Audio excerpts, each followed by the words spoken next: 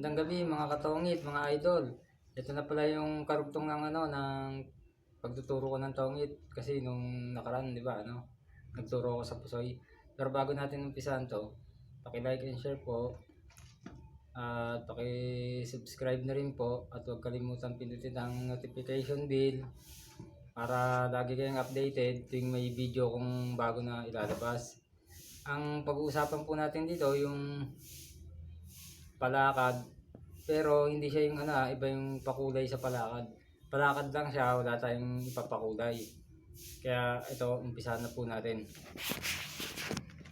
Halimbawa, ito dato mga idol puro halimbawa lang Ito ang barahan natin. Ganito. Ang gagawin natin dito, siyempre magtatapon tayo dito para makapagpalakad tayo. Kung nawawala, 10-9. Kunyari, ito, tatapon ko yan mga idol Tapos kunyari, ito, halimbawa lang to, kukunin yan, nasa kanya Di, pag umikot siya mga idol, lulusot tong 11-12. Di nakapalakad ka. Pero mga idol, hindi tayo sure na nasa kanya. Siyempre, tatlo kayo naglalaro, di ba? Pagpalitin uli natin, halimbawa po, andito naman sa kabila. Yung hinahanap natin.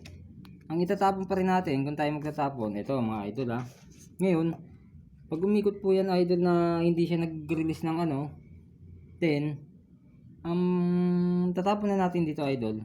Ito na. Itong jack hindi na. Kasi para yung puro niya hindi niya makita kung nasaan. Para pag umikot ulit mga idol, madali natin ma-draw.